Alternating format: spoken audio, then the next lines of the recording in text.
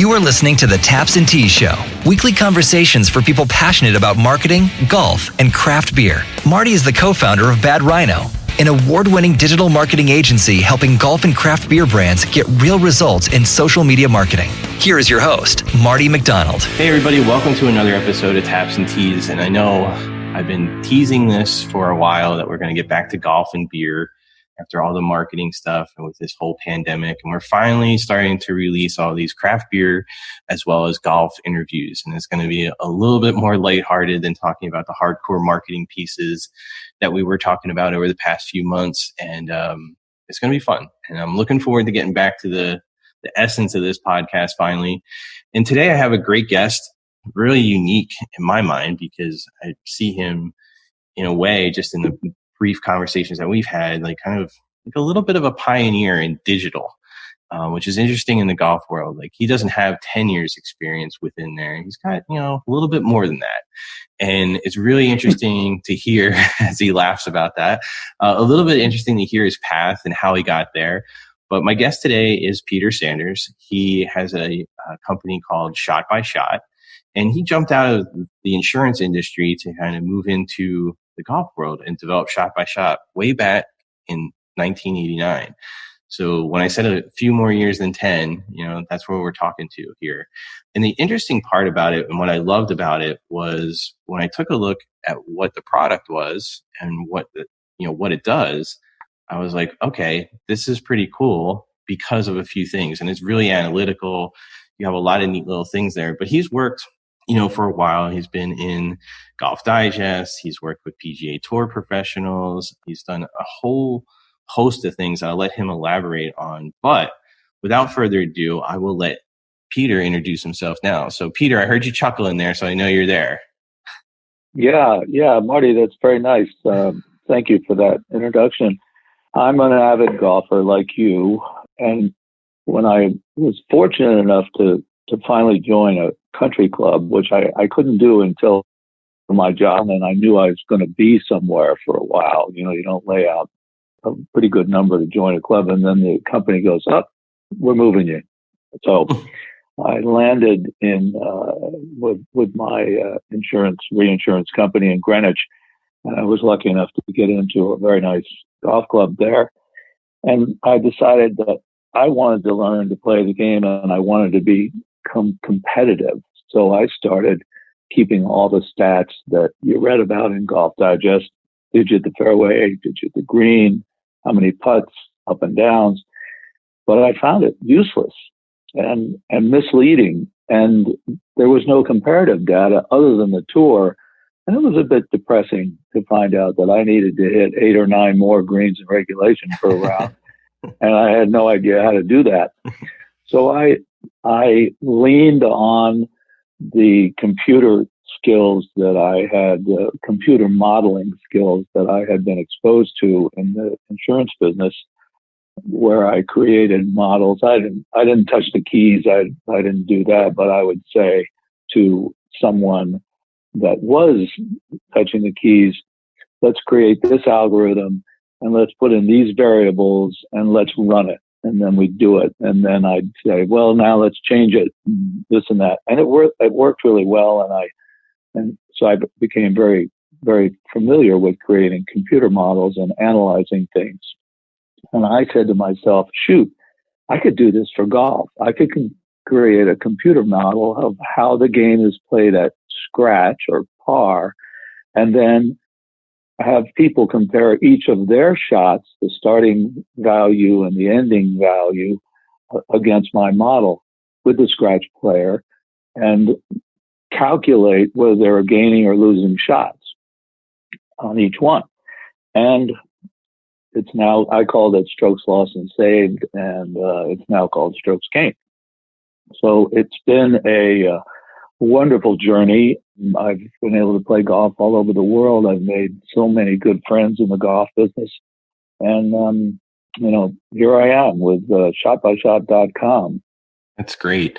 I think one of the interesting parts to me was talking about it from that standpoint where you had that idea and that concept in, 1989, taking insurance background and not knowing specifically what you did there, but taking all those analytical skills and applying it to, what became today, and I think that's way ahead of, in my mind, what the golf industry always has. Like, that was very forward thinking back then, in my opinion. Yeah. And I remember Carol Mann.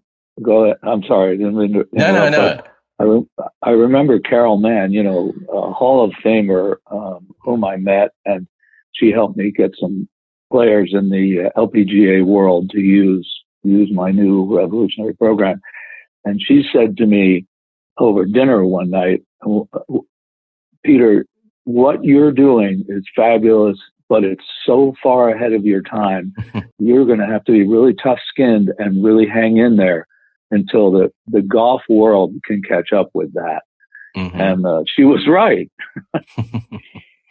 Yeah, I have the same feeling, just even jumping into the golf world in like 2011, 2012, and, working with golf professionals with marketing and some other pieces, and how backwards like the idea of technology in golf was, talking about the advent of cell phones, smartphones particularly, and, what the rules are and all that. And I'm like, well, things are going to have to change. And I had like a couple of conversations, and it was like, well, no one's really looking to move that direction. And I'm like, well, we're going to have to, if you're going to grow the game, if you're going to do these things, because this is becoming a piece of, it's like an attachment to most people, and especially younger generations. So you're going to have to like balance it out. And I've seen so many changes in the past, 6, 7, 8 years, especially in the last 2 or 3, that, it's embracing some of those things. I just remember US Open at Marion, and we had to like check our cell phones, right?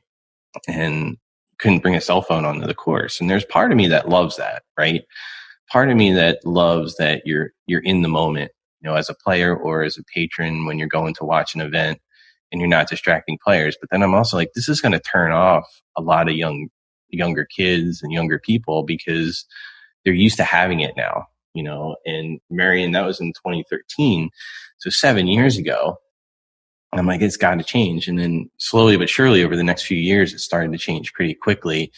And you see a lot of different things on the course. And you're right. She said the right thing to you. That's way ahead of your time. So what were the biggest challenges at the beginning to get people to use it? I mean, obviously the data and everything is, in my opinion, pretty self-explanatory, but let's rewind time a little bit. What was the probably biggest frustration you had of trying to get this going? Yeah. Before I answer that, I'll tell you a quick story that back up your story about cell phones. I got, through hook or by crook, I got to meet with Tiger's agent, and he really, really wanted what I had, and he wanted me to meet with Tiger at the U.S. Open at Winged Foot, because that's, I'm in Connecticut, that's New York. So he got me passes for Winged Foot, and he said, when you get in, call me on my cell phone. Right. So I drive down, I go and park probably 1.5 miles away from the actual entrance to the course. And then I walk all the way to the security, and they tell me I can't take my cell phone. So I have to walk all the way back to the car, put it in the car, and then go in. And so I'm frantic because we were supposed to meet for lunch. And I can see, I can't get within 30 yards of the clubhouse with the passes that he gave me. And I can see Steinberg and Tiger having lunch on the patio on the outside of the back of the clubhouse. And I'm just part of a crowd. I started jumping up and down and waving my arms and going, Mark, Tiger. And finally, somebody pointed to him and pointed to me, and they had me come in, and we had about 5 minutes left with Tiger. He had to go and warm up. And then Mark Steinberg and I spent some time, but it was really frustrating. And developing my app, I had to get special dispensation from my board and golf committee to use a phone on the golf course when I was testing it. And, so anyway, but so the biggest frustration was the myopia of the big people in the golf business, that they are stuck on the old stats, and especially the instructors, and I, I remember having one of them. I went through it with him, and he said, "There's no way anybody's going to do this. This is stupid." And I said, "Gee, that's not very nice." And that was the end of the meeting. So I ran into that. That was a brick wall. And a couple of pros heard me speak and really embraced it. And one's Tom Patry, who I have a lot of time for, because he got me LPGA players. He took me to the PGA show and introduced me to all his friends that were, prominent instructors or young up and coming instructors. So I built and then Henry Brunson in Canada, who heard me speak at one of Patry's Cracker Barrel events, around the PGA show. And he invited me to Canada, and he started using it. He specialized in juniors, and he was the head of the Canadian national team, and he created all the feeder systems for the Canadian provinces that would then feed players to the national level. And once he embraced it, I got, oh my God, Canadians, coming over the transoms, instructors using shop like that. That's awesome. Yeah, I envision you at Wingfoot jumping up and down. Had to be a scene. I mean, nowadays I don't even know what they would do with you. Because what was that, 2002, or is that earlier than that? I'm bad at names and dates, but that's fine. It was a while ago. It was who was it? One. It's okay. We'll look it up later, but I couldn't remember which day. I was just thinking about Wingfoot. I was watching something this morning, and it was about Phil Mickelson. And then obviously he's on the playing his first senior tour event, which he lit it up yesterday. But it was funny because I was just thinking about, like, okay, I'm envisioning Peter jumping up and down, waving his arms at, Steinberg and the biggest golfer on the planet now and then, right?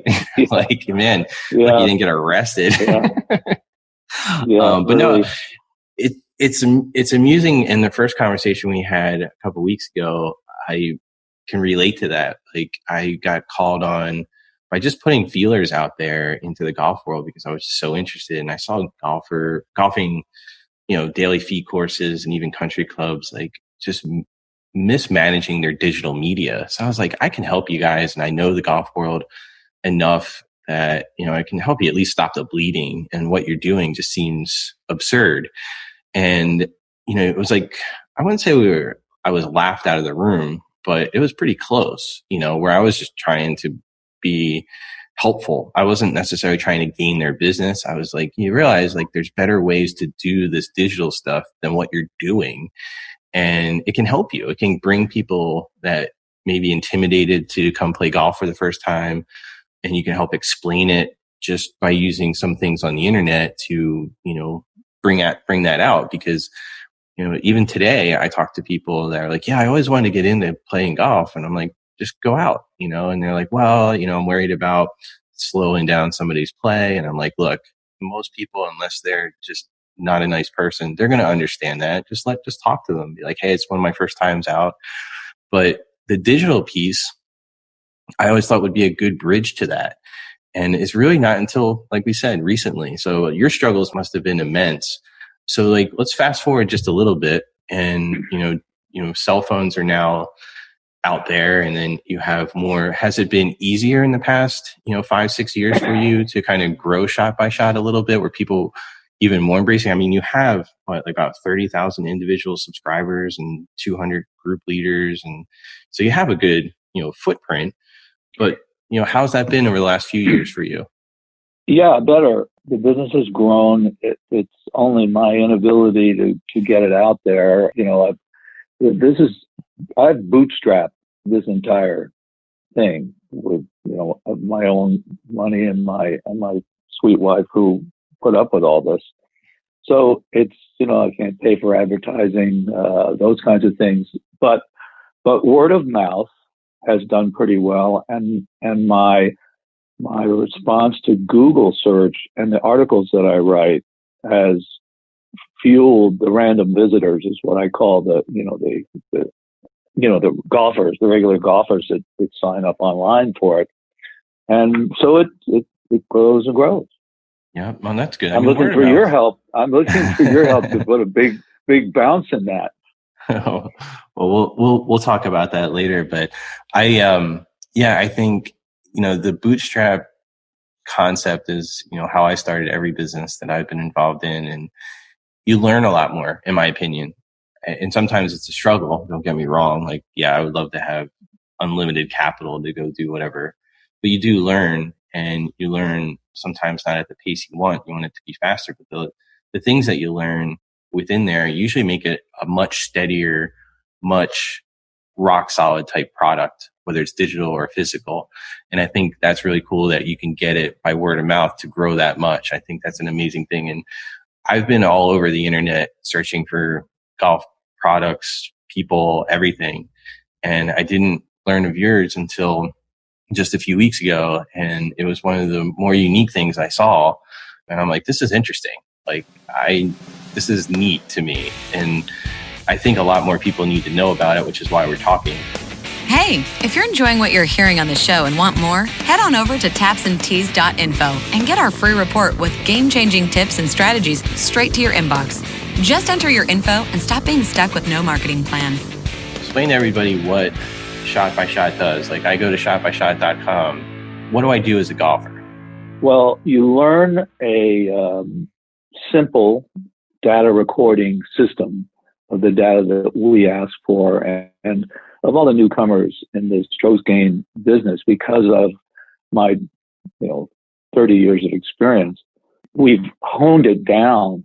We're less than 50% of most of the new, that they have to get every shot, every distance, and nobody really wants to do that. So we've dramatically reduced the amount of work on the part of the players, and we have easy apps to do it. So a subscriber, well, first of all, there's a free trial, so anyone can go on the website, sign up for the free trial, enter and analyze a round, so they see exactly what they're going to get for what they do and for what it costs. And then they start entering their data and getting the analysis, and we call it a complete strokes gained analysis of the game.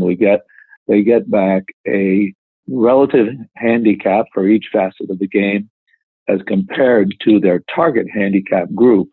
So, if you're a low handicap, you pick the 0 to 2 or the +1 to +3 target, and that's what you get compared to. If you're an average golfer, you pick the 25 to 29 handicap group, and you will go from there. And so the system will, based on the strokes gained analysis, assign you a number one improvement priority. In other words, in what part of the game are you losing the most strokes on average per round to that of your target, and why? Because of our 399,000 rounds we have of our unique data, we can show people exactly what it is. If it's the short game, is it you're not hitting it close enough, or you're making too many mistakes, missing greens? And same with putting and driving and whatever it may be. So, and when you improve and you reach your target, the system says congratulations, and you select a lower target. And we've had people, I've had people that started as regular mid-20 handicaps who've gotten down to low single digits, and as I did. Yeah. No, I think that's interesting. You just answered my follow-up question there, is like, when people see improvement, what happens? Obviously, you select another one, but then also some real good information there where, you take a high handicapper, and, I've played with so many people over the years, and those little things, like, you're not going to bring that up to them. to that person. I mean, I am by no means somebody that should be instructing anybody on their golf game, but you see little things and it's just like, oh, and it's like, you hear them say like, oh, I always do this. And I would assume, like shot by shot from the analytical approach would help somebody eliminate those tiny little mistakes and know a little bit better about their game when they're 80 yards out or 150 yards out, that sort of stuff, that it doesn't make it seem wishy-washy, like, oh, I just need to hit the perfect shot here in their head without knowing like, wow, if I just hit with whatever club, I know I have a better statistical way of getting it where I need it to go. Is that like a good, like, just synopsis of what you were saying there? Yeah, it's perfect. The game, while we're out there playing it, is an emotional roller coaster, and it's very hard to say, oh, what am I doing well? What am I not doing well? I even find that with my tour players. They'll say, oh, I hit the ball great. And I'm a terrible putter. And I'll do an analysis of the, most recent tournaments, and I'll go, no, you're a pretty good putter. You're making too many mistakes off the tee. And see, they don't see that because the PGA Tour does not include errors in their stats and their 360 stats of every player every week. There's only one negative stat, and that's 3-putt avoidance. And there's 7 of those, but anyway, so it's people have to have a way of unemotionally recording easily as they go around what's happening, and then they can get it back and go, I didn't know I was doing that. I didn't know I was, leaving every second bunker shot in the bunker. Right. Huh. That's interesting. I always relate it back to like playing experiences whenever I talk to somebody. I played with somebody it was probably about 6 years ago, and I'm thinking about it because I knew the course I was playing on. And this gentleman just paired up, didn't meet him, never met him before, and we were playing early in the morning, and off of every tee, he was hitting a 5-iron just about. And he would place it right on the fairway. And sometimes he'd be a little further up based on the distance, and other times he'd just be on the edge of the fairway. But from there in, he would play lights out. Like, he's just like, I can't, get the driver, like, or even a wood off the tee very well. And he's like, this is how I play. And I mean, I think he shot like a 74. I think he was 2 over, 72. and he had, it was amazing to me because I watched so many people play, and I've played so long, and sometimes it shows and sometimes it doesn't. And there's like so many different approaches to it. And I would just think like having this in your back pocket and having the analytics behind it and understanding what your game is doing and where you are missing would just be a huge benefit to anybody. And I think, putting those things down and understanding, just like this gentleman was playing just a 5-iron off the tee, and he knew where you would place the ball. And he literally placed the ball every way into the fairway, then on the green, and he missed 2 putts or he would have been just par for the day. And I just remember that round like so vividly. It just sticks there. And I played with some guys in their mid 80s, and I've watched them go around, and they just knew what they could do. And I think sometimes that's missing because you like the flash of the game where, look, if you're basing everything off of PGA pros, you're going to be sadly disappointed. Yeah.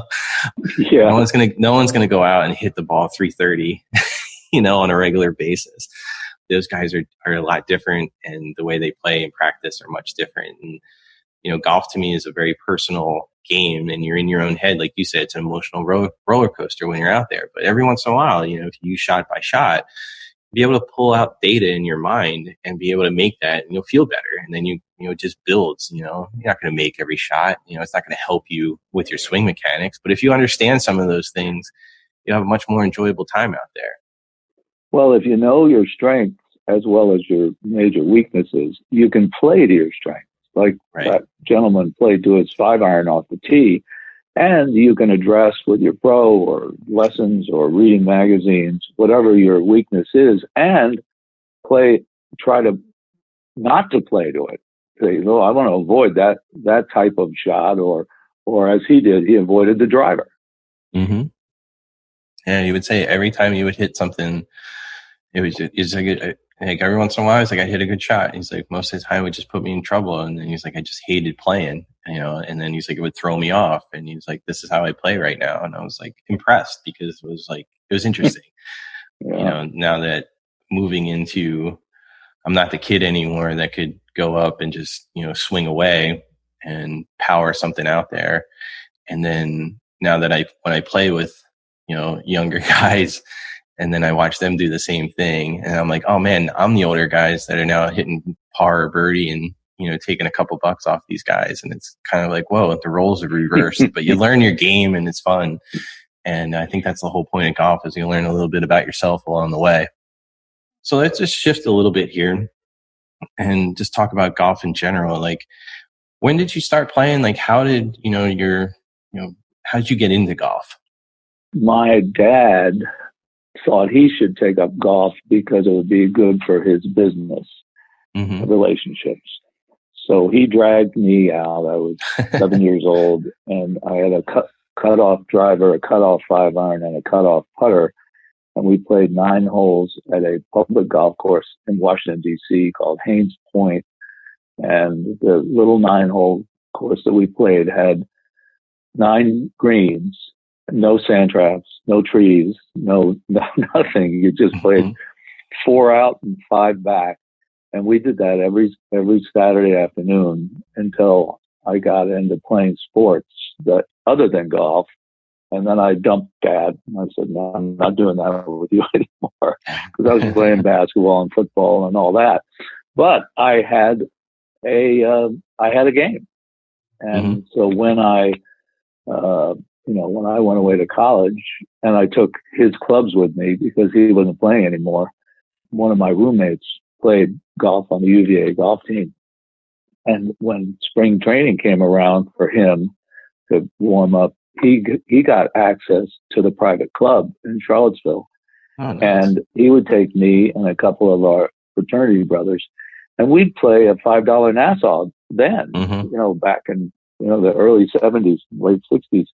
And he taught me a little bit about my grip and this and that. And I just said, well, that's it. Golf's going to become a part of what I do. That's awesome. And then just keep going and turns it into a business. That's awesome. What's your favorite golf memory?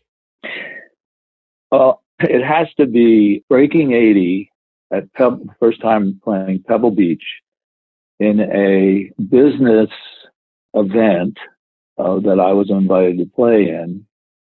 And I didn't have a handicap. I played, but I didn't have a handicap, didn't belong to a club, all that. And just had a great day on an unbelievable golf course. And I shot 79, and I've got the scorecard, and it's mounted on my wall. That's awesome. And then, turning it around, like your favorite professional golfer of all time, like who was the person that you had to follow? Tom Watson. There you go. As it turns out, he and I are the same age. And when I was taking the game up seriously, I bought his book, Getting Up and Down, with Tom Watson, and I read and reread and practiced. And he would his attitude, his spirit, he was a great competitor, and all those wins at the British Open and Pebble Beach, and I wanted to be like Tom Watson. There you go. I think, Tom Watson's one of those, gets mentioned, but I also think too, at the same time, gets like lost in the shuffle of how great his career was. It's just when you really look back and you look at all, the wins, and then, as PGA Player of the Year, I think like 4 or 5 times, right in the, I guess, late 70s, early 80s. And then you just look through and you're like, whoa, and he had a long career too. I think it's got 30. Yeah.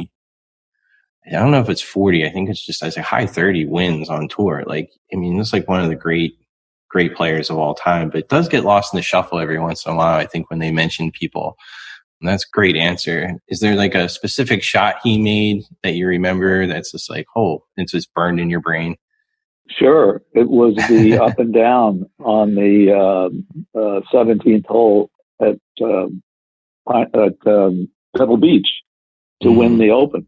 Yep. No, I know. I figured you were going to say that. He said he was in the high kind of grass,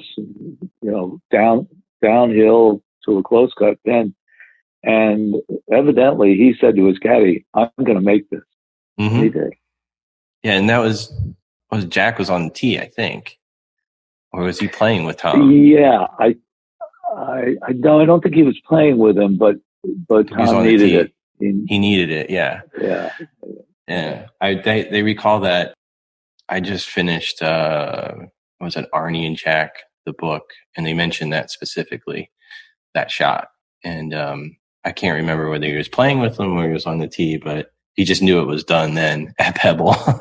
So yeah, it's interesting, like how many of those things are burned, like just in your brain when you remember it, because just the pressure and like much like shot by shot is like, the percentages. And when those guys can do that and they just know like, all right, I have this shot and I just need to land it in the right spot. And, that's what everyone strives to, and they're masters at it. So what's new in golf that you like right now that's going on in the game? Well, over the last several years, I was fortunate enough to be a green chairman at my club, so for 6 years, and saw the introduction of rollers for the greens. So this is a while ago, but I became very good friends with the superintendent, and we traveled and played golf together all over the place. But there's a lot of new things with agronomy. That the courses just get better and better, and the greens better and better. So that's exciting, and I don't know how far they can go with that. The new strains of grasses and all that. But then you go to technology is moving very fast, and new things coming on. I can't keep up with the new drivers, mainly because I can't afford to get a new one every year. They're ridiculous. But it is ridiculous. I have my friends that I play with, and they look at my driver. I've got the original Epic, Callaway, and they go, "God, that's an antique." Mm-hmm. Well, I'm playing right now. My driver and my 3-wood are the original Big Bertha, so they're like 20 years old. Oh, get out! Oh, so I had that. I took them back out because I was having problems, and I was like, you know what? I'm going to try this, and I've been using them now for a year and a half. I'm going to go get fitted for a new driver at the end of a week or so. But awesome. I know, but yeah. I was playing couple weeks ago, and the guy looked at my bag. He was like, "Really?" And I'm like, so he hits a drive, I hit my drive, and I'm 5 yards behind him. Like, and he's using brand new. I'm like, I don't know, dude. Like, I guess these work. And he just looked at me. He wasn't really happy with my answer because then I beat him the rest of the way. Yeah, which was kind of fun to me. But I was just like, I don't know, man. I'm like, it just feels comfortable to me. So I'm like, I'll just keep using it. So, but I can't keep up with all that stuff. It's hard, and I admit that if you and I stood on the first tee together, and I looked in your bag and I saw the Big Bertha, which I had that I would be wondering about your game. He was, and it's just interesting. I mean, to me, it's like good for you. And then I played with a guy that was using persimmon woods the other day, last Thursday, when the last time I was playing.